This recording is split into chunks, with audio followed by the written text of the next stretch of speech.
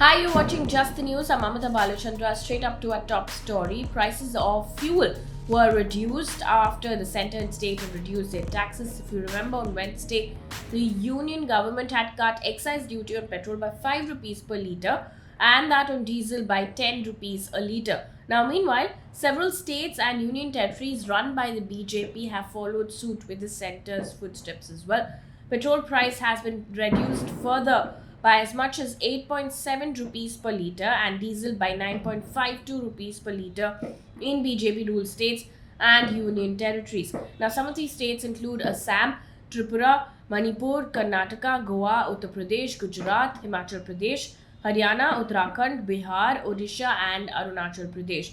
Now, Congress leader P. Chidambaram, in the meantime, called the fuel price cuts a byproduct of by elections, indicating that the centre reduced the prices after losing by polls in Himachal Pradesh and West Bengal. Meanwhile, Shiv Sena MP Sanjay Raut has said that the BJP has to be defeated completely if the fuel prices have to be brought down by 50 rupees per litre. Meanwhile, despite the Delhi government's complete ban on firecrackers, including the green ones, Delhi's air quality index was severe. Several people complained of itchy throat and watery eyes. According to several news reports, even after the ban, people were seen bursting firecrackers, which further degraded the air quality. Neighboring cities of Faridabad, Ghaziabad, Gurgaon, and Noida, all above the 400 category, which means that their air quality was severe and crackers were being burst as well after 9 p.m., according to several news reports. Now, the Haryana government has also imposed a ban on the sale of use of all kinds of firecrackers in 14 of its districts in the National Capital Region, while curbs were put in other places. Now, according to experts, there are multiple reasons for bad air quality. Of course, firecrackers is not the only thing. Calm winds, low temperature, stubble burning in neighboring states are one of the biggest reasons, and of course, firecrackers. An update now from Haryana. A farmer was seriously injured after police allegedly lathi charged at a protest that was being held against the visit of a BJP MP at Hisar district of Haryana. Now, the police, however, has denied the lathi charging, and they've said that the farmer sustained injuries after he fell in a street nala during the protest. Now, according to the Indian Express, the farmers had organized a protest after the BJP MP referred to them as jobless alcoholics and bad elements. Now, the windshield of the MP's car was also damaged during a confrontation between the agitating farmers and the police. Now the SP told the new Indian Express, and I quote, "No police lathi charge took place. He got injured when he fell in a street nala. He was already suffering from epilepsy disease.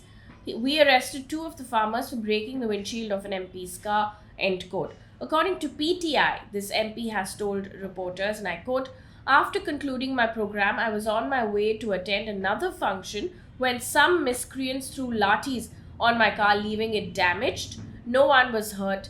End quote. Moving on now, an update in the NCB case. 6 cases are being handled by Samir Wankhede. The NCB officer leading inquiries into the Aryan Khan drugs case has now been transferred out of his Mumbai unit. Now, this comes after allegations of an 8 crore rupee payoff linked to the case involving Aryan Khan.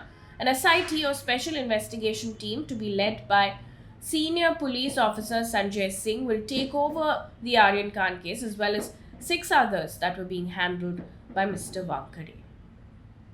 Meanwhile, the Enforcement Directorate has issued summons to former Maharashtra Home Minister Anil Deshmukh's son Rishikesh Deshmukh in connection with the money laundering case. Now, according to ED, dismissed Assistant Police Inspector Sachin Baze allegedly collected 4.7 crore rupees from orchestra bar owners in Mumbai for smooth functioning of the bars and gave this money to Deshmukh's personal assistant, who later handed over the money to somebody in Nagpur. Now, Rishikesh Deshmukh was earlier summoned twice by the agency.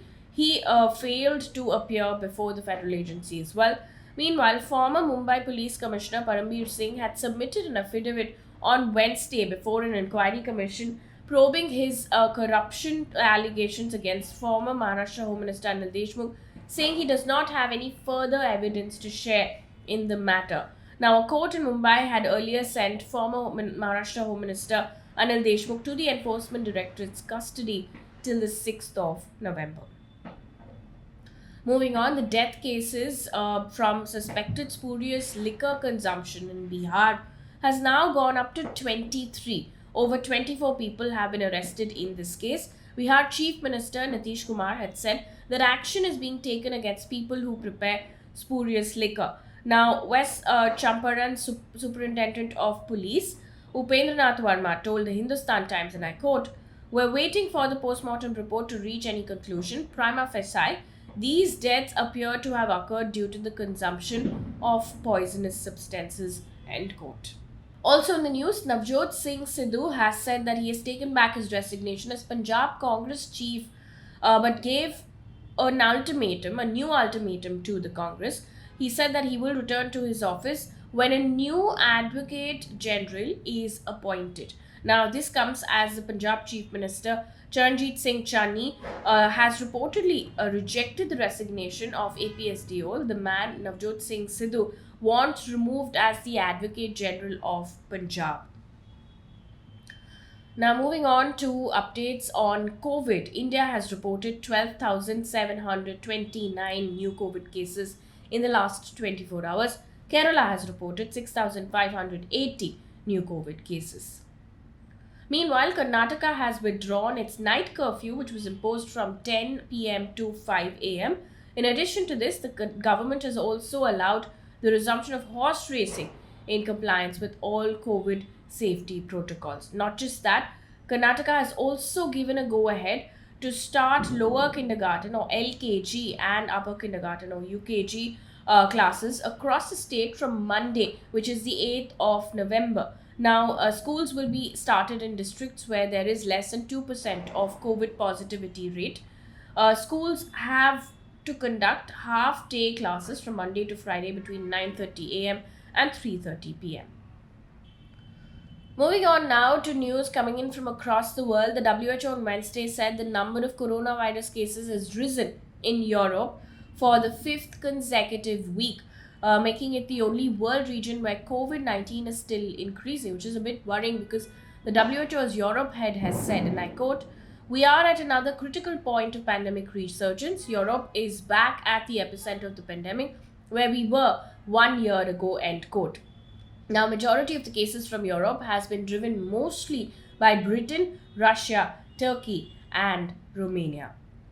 Also in the news, according to Reuters, Britain became the first country in the world to approve the antiviral pill jointly developed by the US-based Merck and Ridgeback Biotherapeutics Molnupiravir.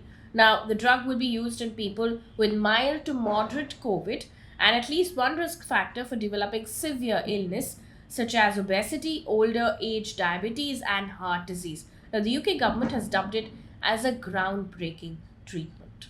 On to sports news right now. The Cricket Advisory Committee of BCCI have appointed Rahul Dravid as the head or coach of Team India's senior men. Now, the former Indian captain will take charge from the upcoming home series against New Zealand. This comes after the BCCI had invited applications for this position on the 26th of October to appoint Mr. Ravi Shastri's successor, whose term gets over after the ongoing ICC T20 World Cup. Now, before we leave you, we give you one piece of good news.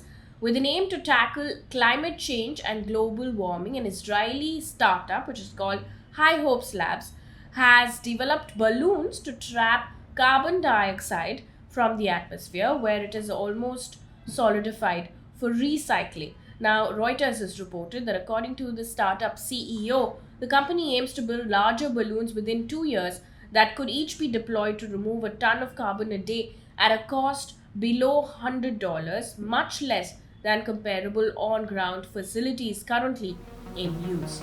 That's it here on Just the News. Thank you so much for watching.